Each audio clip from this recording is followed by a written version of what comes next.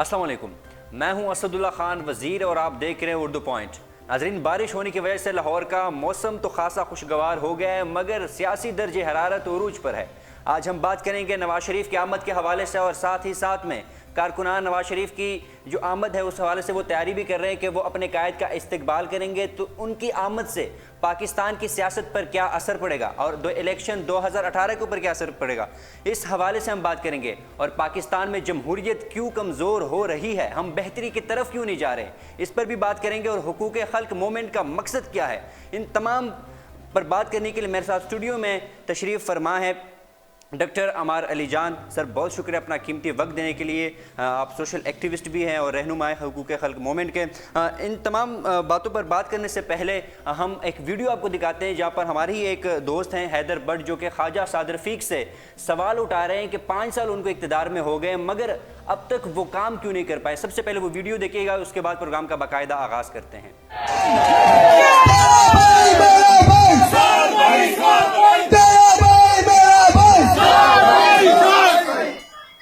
मगरिब का वक्त आपसे सवाल करना चाहता हूँ। ये बात तो कर रहे थे। आपने हुकूमत की, हमारा किसी पार्टी से ताल्लुक नहीं है, लेकिन बतौर नौजवान अपने मुस्तकबिल के बारे में सवाल करना चाहते हैं। जी, अभी आपने सारे मेगा प्रोजेक्ट किए, इस मुल्क के अंदर 2025 के अंदर पानी खत्म हो रहा है, आपने इस इलाके में और पूरे लाहौर के जरा आप मेहरबानी करके जरा ये इसको मोबाइल को ऑफ करें, मोबाइल ऑफ करें, मोबाइल ऑफ करें, मोबाइल ऑफ करें, मोबाइल बंद मोबाइल ऑफ करें, मोबाइल ऑफ करें,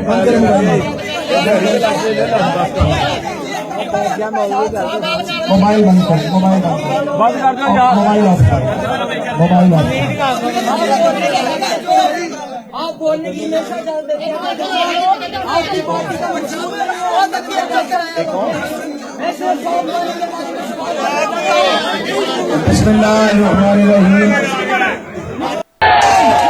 जी सर, आपने भी वीडियो देखी।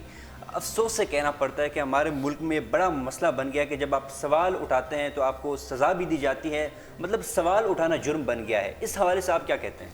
देखिए, ये तो सिर्फ आपने अभी सियासी हवाले से बात की ना।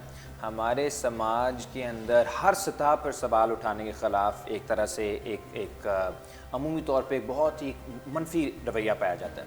मिसाल के तौर पे फैमिली के अंदर सवाल नहीं उठाने दिया जाता, कॉलेजेस के अंदर नहीं उठाने दिया जाता। मैं पब्लिक सेक्टर में पढ़ाता रहा हूँ और मैं हैरान हूँ कि टीचर्स के आगे अगर स्टूडेंट्स, लायक तरीन स्टूडेंट्स जो हैं, अगर वो सवाल उठाएं तो वो एक बहरान बन जाता है, स्कैंडल बन जाता है कि इसकी जुर्रत क्या है कि वो मेरे आगे सवाल उठाएं। तो एक सवाल उठाना जो कि एक बुनियादी चीज़ है तालीम के अंदर, एक बुनियादी चीज़ है इंसानी रिश्तों के अंदर, सियासत के अंदर, उसको ऐसे देखा जाता है जैसे कोई एक बगावत हो रही है, जैसे कोई हमला हो रहा है हमारे ऊपर।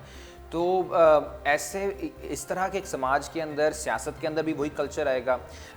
जब सवाल उठाया जाता है सियासतदानों पे या इस्टेब्लिशमेंट पे, तो उन्हें ऐसे महसूस होता है जैसे उनके वजूद के ऊपर कोई हमला हो गया है, जबकि जवाब बड़े सादा जवाब दिए जा सकते हैं। और अगर नहीं जवाब तो फिर इसी को एहतसाब कहते हैं, फिर आपने अमल को बेहतर करें। तो ये तो सिंपल सा मामला है, लेकिन ये पूरे हमारे ढांचे के अंदर सवाल के ऊपर पाबंदी है। इसलिए आज सवाल उठाना, मैं समझता हूँ हम सब का फ़र्ज़ है, ये लाजिम है हम पे कि हम सवाल उठाएं, तनकीद करें, जो भी मसला उस पर तनकीद करके आपने गलत किया है और उसको जवाब हम मांगे कि आपने ये किया है, इसका जवाब हमें चाहिए। सर, ये तो हमने इसके ऊपर बात की। आज नवाज शरीफ और मरियम नवाज़ को एयरपोर्ट से गिरफ़्तार किया जाएगा। कुछ लोग कह रहे हैं कि जमहूरियत की फ़तह है, आपके ख्याल में कितनी फ़तह है जमहूरियत की? देखिए, ये इस तरह की फ़तह ना पिछले 70 सालों से हो रही है। मतलब जो पूरी 50 की दहाई है उसमें सियासतदानों को करप्शन की बुनियाद के ऊपर पकड़ा गया, यहाँ जमहूरियत आने नहीं दी गई। फिर अयूब खान साहब आए, उन्होंने भी कहा मैं करप्शन को ख़त्म करने आ रहा हूँ। 2 इल्ज़ाम होते थे, एक करप्शन और गद्दारी। इसके अंदर लोगों को पकड़ा जाता था। आज़ाद पार्टी को पकड़ा गया, नेशनल अवामी पार्टी के तमाम लीडरों को पकड़ा गया। मोहतरमा फातिमा जनाब पे इल्ज़ामात लगाए गए कि गद्दार वतन है। अब सोचें, मादर मिल्लत पे भी इल्ज़ाम लग चुका है। यही सिलसिला जनरल ज़िया ने भी किया, यही सिलसिला 90 की दहाई में जमहूरी हुकूमतों ने भी एक दूसरे के साथ किया, यही सिलसिला मुशर्रफ दौर में भी हुआ। तो फिर कहने का मकसद ये है कि अगर 70 सालों से बार बार एहतसाब हो रहा है तो फिर तो यहाँ पे करप्शन ख़त्म क्यों नहीं हो रही और जमहूरियत मुस्तहकम क्यों नहीं हो रही? तो ये कहा जा रहा है चूँकि एक के ऊपर सेफ नहीं पकड़ा जा रहा, मतलब नून लीग, अब पीपल पार्टी के ऊपर भी جو کیا نام ہے نیب نے بھی پنجہ ان کے اوپر بھی ڈالا ہے کہ وہ ان کے خلاف بھی کارروائی ہوگی فریاد پورا. میں وہی بتانے لگا تھا, پیپلز پارٹی کو بھی کئی بار پکڑا گیا ہے, ان کے بانی کو شہید بھی کیا گیا, پھانسی دی گئی ہے, محترمہ کو بھی کئی دفعہ جیلوں میں ذلیل کیا گیا ہے, عدالتوں میں ذلیل کیا گیا. تو یہ کوئی ایسی نئی بات نہیں ہے. آپ کو نہیں لگتا کہ احتساب چل پڑے گا؟ وہی میں کہہ رہا ہوں کہ 60-70 سالوں سے چل رہا ہے ابھی تک سے, لیکن کوئی کامیاب نہیں ہو سکا. دنیا کے سب سے کرپٹ ملکوں میں آج بھی ہم ہیں. جتنی یہاں پہ احتساب جتنا ادھر ہوتا ہے اتنا پرائم منسٹرز کا, پولیٹیشنز کا انگلینڈ میں نہیں ہوتا, انڈیا میں نہیں ہوتا, امریکہ میں نہیں ہوتا. اتنے جیلوں میں تو کوئی بھی, حالانکہ کرپشن تو ہر جگہ ہے. تو پھر تو ہمیں سب سے کم کرپٹ ملک ہونا چاہیے.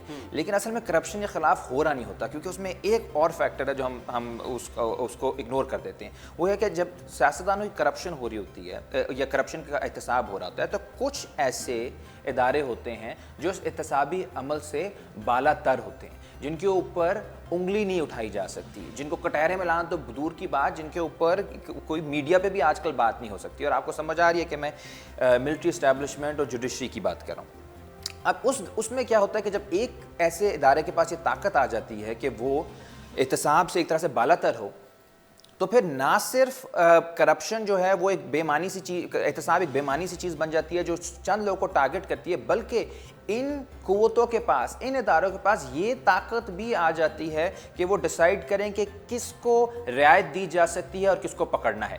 اسی کو یہاں پہ پولیٹیکل منورنگ, پولیٹیکل انجینئرنگ کہا جاتا ہے پاکستان کے اندر. یہ جو کنگز پارٹیز بنانے کا سارا عمل ہے, یہ 50 سے اب تک جو چلا رہا ہے یہی ہے. یہ کرپٹ تو ہمیں پتہ ہے سارے ہی ہیں پاکستان میں, امیر یہاں ساری کرپٹ ہے. میں آپ کو بتاؤں کہ وہ آپ اکبر زیدی کی کتاب پڑھ لیں, اکانومسٹ ہیں, یہاں پہ تو انکم ٹیکس 2% سے زیادہ کوئی نہیں دیتا. آپ کسی کو بھی پکڑ سکتے ہو اگر آپ پیچھے پڑھیں. بنیادی سوال یہ اٹھتا ہے, آپ نے بات کی کہ دوسرے ادارے ہیں وہ بالا تر ہے. میں سوال یہ اٹھا رہا ہوں کہ آپ کو نہیں لگتا کہ جو ہمارے سیاستدان ہیں ان کی لوٹ کسوٹ, ان کے بیوروکریٹس کے اوپر پریشرائز کرنا کہ آپ نے یہ کام کرنا ہے, تو آپ کو نہیں لگتا کہ وہ اداروں کو مجبور کر رہے ہیں کہ وہ سیاست میں مداخلت کریں؟ میں بہت خوش ہوں کہ اگر سیاستدانوں کی کرپشن کو روکا جائے, ختم کیا جائے, لیکن جو میں آپ کو بتانے کی کوشش کر رہا ہوں یہ ہے کہ کرپشن ختم اس طرح نہیں ہوگی کہ آپ اپنے فیوریٹس کے تو سارے جو لاڈلے ہیں ان کے جتنی بھی چیزیں ہیں ان کو آپ معاف کر دو اور صرف انہی کو پکڑو جو آپ کے خلاف بولتے ہیں. مثال کے طور پہ انہوں نے یہی کیا بلوچستان میں, سرداری نظام کے ہم خلاف ہیں, بگٹی کو جب مارنا تھا سرداری نظام کے خلاف ہیں ہم, جی اسکول نہیں بننے دیتے, عورتوں کے حقوق نہیں کرتے.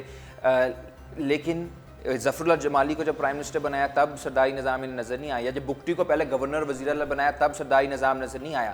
انہوں نے بگٹی کو صرف تب مارنے کی بات کی یا تب اس کو مارا جب اس نے وسائل پہ, بلوچستان کے وسائل کے اوپر حق مانگا بلوچ عوام کا. یعنی انہیں لوگوں کی کرپشن سے مسئلہ نہیں ہے. میں یہ بات کرنا چاہ رہا ہوں, کرپشن سے اگر مسئلہ ہوتا تو پھر سارے جو لوگوں کو راتوں رات آپ نے عبدالعلیم خان کو, اس بار جو ہوا ہے ساری پارٹیز ٹارگٹ ہوئی ہے, پی ٹی آئی بھی ٹارگٹ ہوئی ہے. کدھر ہوئی ہے؟ جنگی ترین کو نااہل تو کر دی ہے. نہیں, ایک بندے کو نااہل تو کر دی ہے, لیکن ابھی دیکھیں نا, میں کہتا ہوں کہ سوال یہ آتا ہے نون لیگ جو ہے وہ کرپٹ ہے. یہ تو ہم نے مان لیا, ٹھیک ہے مان لیا. میں کہتا ہوں نون لیگ کو آپ پکڑیں, آپ نون لیگ کو صرف ایک بات نہ کرو, نون لیگ کو آپ پکڑیں, لیکن نون لیگ جنہوں نے بنائی الیکٹیبلز لے جا کے, الیکٹیبلز آج کل لوٹوں کا نام الیکٹیبلز ہو گیا نا, الیکٹیبلز کے ساتھ 80 کی دہائی میں جو نواز شریف کو ادھر لے کر آئے اور جو نون لیگ بنائی, ان کا بھی کیا احتساب ہونا چاہیے کہ نہیں؟ کس کو نہیں پتا کہ اسٹیبلشمنٹ نے کیا؟ نواز شریف خود کہہ چکے ہیں میں نے غلطی کی تھی اسٹیبلشمنٹ کے ساتھ جا کے. ان جرنیلوں کو بھی پکڑا جائے کہ جی آپ نے کرپٹ لوگوں کو آگے کر دیا, ملک کے اوپر مسلط کیا, 30 سال تک آپ مسلط اور آپ سو رہے تھے. یہ میں سوال کروں, اب آپ کو لگ رہا ہے کہ ایک بندہ کرپٹ ہے تو اس کی سزا ہونی چاہیے. سزا ضرور ہو. میں کہتا ہوں کیوں اس بات سے اختلاف کر رہے کہ نہیں نواز شریف نہیں, سزا میں نواز شریف کا ایشو نہیں, نواز شریف کو سزا ہو. میرا کیا, ہم نے تو آپ نے ویڈیو میں دکھایا کہ سعد رفیق کو پکڑا, ان کی نااہلی پہ میں 2 دفعہ گرفتار ہوا ہوں نون لیگ کی حکومت کے دوران مظاہرے کرتے ہوئے, پروٹیسٹ کرتے ہوئے, کیونکہ بنیادی طور پہ یہ عوام دشمن قوتیں ہیں, یہ سیاسی پارٹیز, یہ رہنما, یہ جاگیردار, یہ سرمایہ دار. اسی لیے ہم نے اپنی حقوق خلق موومنٹ بنائی تھی. لیکن ہمیں لوگوں سے ساتھ سچ بولنا چاہیے کہ انہیں غلط فہمی میں نہ رہے کہ جی کوئی احتساب ہو رہا ہے اور اب عوامی راہ جا رہا ہے. ایسا کچھ نہیں ہو رہا. یہ صرف یہ ہو رہا ہے کہ جی حضوری کو کے کلچر کو پروموٹ کیا جا رہا ہے, جس طرح کرسچینٹی میں ہوتا ہے نا کہ آپ سارے گناہ کر لو پھر آپ پریسٹ کے سامنے نیل کر دو, اپنے نا گھٹنوں پہ بیٹھ کے آپ معافی مانگ لو, آپ کی ساری خطائیں معاف ہو جاتی ہیں. یہاں پہ پریسٹ کا رول اسٹیبلشمنٹ کا ہے, اور جو بھی کرپٹ سیاستدان ہے وہ ایک دفعہ جا کے نیل کر دے تو اس سے خطا معاف ہو جاتے ہیں, وہ الیکٹیبل, وہ کرپٹ بندے سے الیکٹیبل ہو جاتا ہے اور معاملہ ختم. موجودہ صورتحال آپ کس طرح دیکھیں گے کہ ابھی جو نون لیگ اپنی قائد کا استقبال کریں گے اور اوپر سے نواز شریف کو نیب کی 2 ٹیمیں پکڑیں گی, تو جو پاکستان کا آنے دنوں میں سیاسی صورتحال پر کیا اثر ہوگا؟ دیکھیں الیکشنز کے اندر عوام احتساب کرتی ہے. مجھے لگتا ہے ویسے ہی نون لیگ کی سچویشن مشکل تھی, لیکن انہوں نے پولیٹیکل انجینئرنگ کا جو ڈپارٹمنٹ ہے ہمارا, وہ چاہتا ہے کہ ہر چیز اس کے ہاتھ میں رہے. اس کی وجہ سے کیا ہے کہ ایک کرائسس بن گیا, ایک اچھا خاصا ایک عوام کا رد عمل آ رہا تھا نون لیگ کے خلاف. اب ان کو انہوں نے ایک طرح سے کٹہرے میں کھڑا کر کے ایک مظلوم بنا دیا. دوسرا جو کمانڈو صاحب ہیں مشرف, وہ واپس نہیں آ رہے, مریم نواز شریف واپس آ رہے ہیں, ان کے لیے ہمدردی بھی بڑھے گی. ہم اسی دائرے کے اندر پھنسے رہیں گے, اسٹیبلشمنٹ ورسز اینٹی اسٹیبلشمنٹ, جو پچھلے 60-70 سالوں سے پھنسے ہوئے ہیں. جو اصل ایشوز ہیں, جو لوگ کے روزگار کے ہیں, جو پانی کے ہیں, جو بجلی کے ہیں, جو ہاؤسنگ کے ہیں, جو زراعت کے ہیں, جو ہماری فورن پالیسی کے ہیں, جو ہماری آئیڈیالوجیکل اورینٹیشن کے ہیں, وہ سارے کے سارے سوال دبے رہیں گے. یہ ہماری اصل ٹریجڈی ہے کہ اس ساری لڑائی میں وہ سوال ہمیشہ دب جاتے ہیں. یہ مجھے ایک بات سمجھ نہیں آ رہی, سیاستدان کمزور اداروں کو کرتے بھی کہ سیاستدانی کمزور ہے, تو پھر تنقید بھی ہم انہی کو بناتے اداروں کا, جی انہوں نے کیا ہے سیاستدانوں نے. تو آپ کو لگتا نہیں کہ سب سے بڑے قصوروار تو کن اداروں کی آپ بات کر رہے ہیں؟ محکمہ زراعت کی, اگر اصل والے محکمہ زراعت کی بات کر رہے ہیں, دیکھیں اداروں سے اگر آپ کا مراد ہے جو بیوروکریسی ہے, بیوروکریسی کی بات کر رہا ہوں. سیاستدانوں کا یہاں پہ رول وہی ہے جو ایک ہمارے یہاں کہا جاتا ہے پوسٹ کولونیل ایلیٹس جو ہوتی ہیں, جو کرپٹ ہوتی ہیں, جن کا زیادہ انٹرسٹ باہر ہوتا ہے, وہ اپنے لوگوں سے زیادہ وہ. اب دیکھیں نا, سعد رفیق کو ہمارے اسٹوڈنٹ نے جو کوشچن کیا, یہی اس نے اس کو پہلے ڈانٹا, بعد میں آپ نے ویڈیو وہ نہیں بنی, انہوں نے ان کو 4 لوگوں کو دروازے میں کمرے میں بند کر دیا اور دھمکیاں دی. اچھا, اگر یہی سعد رفیق کو امریکن ایمبیسڈر سوال کر لیتا نا ہر طرح کا سخت, تو وہ جس طرح کر کے بیٹھے ہوتے تو وہ بھی ہمیں پتہ ہے. تو ان کا بالکل ان کا انٹرسٹ ہے انٹرنیشنل قوتوں کے ساتھ, ان کو لوگوں کو وہ غلام سمجھتے ہیں. اسی لیے میں کہتا ہوں کہ اگر آپ لوگوں کو غلام سمجھتے ہیں تو پھر ووٹ مانگ کے ہمیں شرمندہ بھی نہ کریں. تو ان کا وہی مسئلہ ہے. اصل بات یہ کہ اس میں سے نکلنا کیسے ہے, کیا اس میں سے نکلنا ہے کسی ایک عوامی طاقت کے بنیاد پہ یا کسی سازش کی بنیاد پہ. اس وقت جو ہے وہ سازشیں ہو رہی ہیں, اور جب سازش ہوتی ہے تو کرپشن ختم نہیں ہوتی, بلکہ لوگ کہتے ہیں یار میں جتنی مرضی کرپشن کروں, کل کو میں معافی مانگ لوں گا اور پھر میں الیکٹیبل ہو جاؤں گا, پھر کل کو پھر منسٹر بن جاؤں گا, کل کو پھر مجھے کوئی موقع مل جائے گا. اسے کرپشن نہیں, اسے آپ کا سارا سیاسی کلچر گندا ہوتا ہے. پولیٹیکل اسٹیبلشمنٹ کی آپ نے بات کی, یہ پولیٹیکل اسٹیبلشمنٹ ہے, کچھ فیملیز ہیں, مذہبی جماعتیں ہیں, جو خود ہی آپس میں ایک دوسرے کا احتساب کرتے ہیں, ووٹ اور دولت کے ذریعے طاقتور بنتے ہیں. ان کے خلاف عام عوام کیوں نہیں اٹھ رہی؟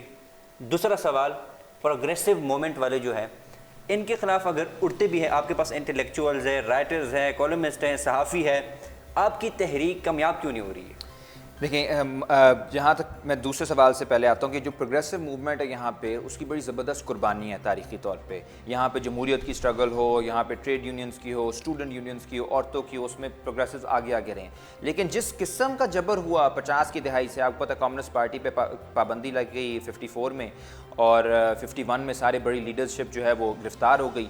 پھر ہمارے جنرل سیکرٹری جو ہماری روایت کے ایک بہت مشہور نام ہے حسن ناصر شہید, ان کو ٹارچر کر کے, جو پہلے ایک مسنگ پرسن ٹارچرڈ ہیں وہ حسن ناصر شہید ہیں, جن کا تعلق بھی پروگریسو موومنٹ سے تھا.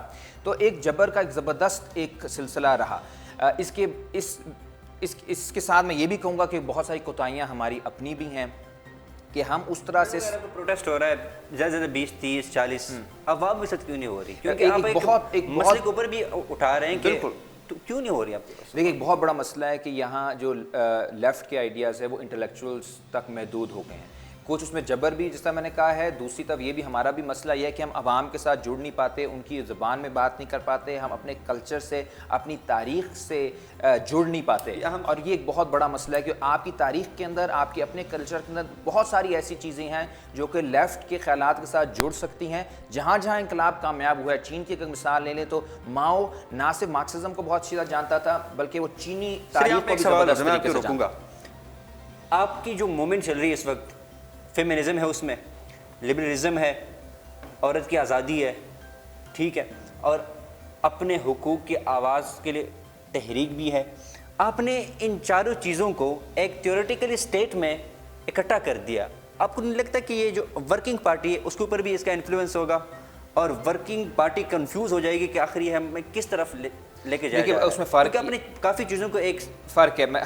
हमारी तो बड़ी ज़बरदस्त तनकीद है लिबरलिज़म पे, क्योंकि लिबरलिज़म जो है वो एक लिहाज से अवाम की जो ख्वाहिशात होते हैं उससे जुड़ी नहीं होती, उसका जो स्फीयर है वो उस अलग ही होता है, और वो एक ख़ास तरह से महदूद, वो अवाम से टूटी भी होती है और उस पर कंफर्टेबल होती है कि हम अवाम में ना भी जुड़ें। बल्कि इनफैक्ट लिबरलिज़म के बारे में तो कहा जाता है कि लिबरलिज़म ऐसा फ़लसफ़ा है जो अवामी ताकत से घबराता है। जो लेफ़्ट का है वो फ़र्क ये है कि वो अवाम के साथ जुड़ना चाहता है, और अवाम की जो जद्दोजहद है उसमें से कोई एक नया रास्ता, एक नई थेरी रास्ता आप तलाश नहीं कर पा रहे हैं, आप चीज़ों को मिक्सअप नहीं कर रहे हैं। हम तो अभी शुरू कर रहे हैं। हमारा तो देखें 1-2 साल से काम शुरू हुआ है, और हकूक़ खल्क़ मूवमेंट को तो अभी महीना हुआ है। लेकिन जो हम एक चीज़ करने की कोशिश कर रहे हैं जो रवायती लेफ़्ट ने नहीं किया, वो ये है कि हम अवाम के इशूज़ के ऊपर जुड़ें। थ्योरी बाद में आए, उससे पहले अमल आए, और उससे अमल के साथ साथ हम अपने माशरे का तज्ज़िया करें, हम उसके कल्चर का तज्ज़िया करें, हम उसकी तारीख़ का तज्ज़िया करें, और उसमें से जो हमें मौक़े मिल रहे हैं अवामी मज़ाहमत के लिए या एक बेहतर माशरा बनाने के, उसको अपने ख़यालात के साथ जोड़ के कोई एक नई चीज़ तश्कील करें। ये एक तख्लीकी अमल है, और इस तख्लीकी अमल को अगर आप रटे रटाए फार्मूलों के साथ लेकर चलेंगे, जो लेफ़्ट भी करती रही है और भी तंजीमें करती रही हैं, तो फिर बात नहीं बनेगी जब तक आप वो चैलेंज एक्सेप्ट नहीं करेंगे कि हमने कुछ नई चीज़ तख्लीक करनी है, थ्योरी के अंदर भी, सोच के अंदर भी, कल्चर के अंदर भी और अमल के अंदर भी। तब तक मामला आगे नहीं जाएगा। लेकिन हमारी कोशिश है कि हम कुछ इस तरह का तस्लीक करें। आखिरी सवाल आपसे करूँगा, क्या पाकिस्तान में इस वक्त जो जमहूरियत है अवाम की नुमाइंदगी करती है? बिल्कुल भी नहीं। यहाँ पे जमहूरियत है, उसमें 2 पहलू हैं। एक, जिस तरह मैंने कहा कि जो पीछे से मनूवरिंग होती है, एक उसकी नुमाइंदगी है कि वो वाले इदारे जो अनइलेक्टेड हैं उनकी नुमाइंदगी होती है, और दूसरा जो इलेक्टेड हैं वो ताकत की बुनियाद पे और पैसे की बुनियाद पे नुमाइंदगी के ताकत में आते हैं। यानी यहाँ पे जो नुमाइंदगी हो रही है वो पैसे की हो रही है, जबकि जमहूरियत का बेसिक कॉन्सेप्ट ये है कि वो लोग जो समाजी ढांचे में जिनका कोई उस तरह से बेशक हैसियत ना हो, लेकिन जमहूरियत के अंदर वो बराबरी के बुनियाद के ऊपर अपना एक रोल प्ले कर सकते हैं। जमहूरियत की ज़रूरत ही उन लोगों को होती है जिनके समाजी ढांचे के अंदर कोई बहुत ज़्यादा ताकत जिनके पास ना हो। लेकिन अगर समाजी ढांचे की ही हायरार्कीज़ को, उसकी जो सारी नाइंसाफ़ी है, उसी की नुमाइंदगी करना शुरू कर दे जमहूरियत, तो फिर वो जमहूरियत नहीं रहती। फिर तो आप उसे नोबिलिटी कह सकते हो, एरिस्टोक्रेसी कह सकते हो, ओलिगार्की कह सकते हो। इस वक्त हमें एक ऐसी कैंपेन की, ऐसी मूवमेंट की ज़रूरत है जो कि कह सके कि जो समाज के अंदर फ़र्क है, तफरीक है, उसे हम ख़त्म करने की कोशिश करें, और उसको ख़त्म करना, उसके ख़िलाफ़ लड़ना सियासत का नाम है। और उस तरह की सियासत जो है वो जमहूरी और इनकलाबी सियासत होती है।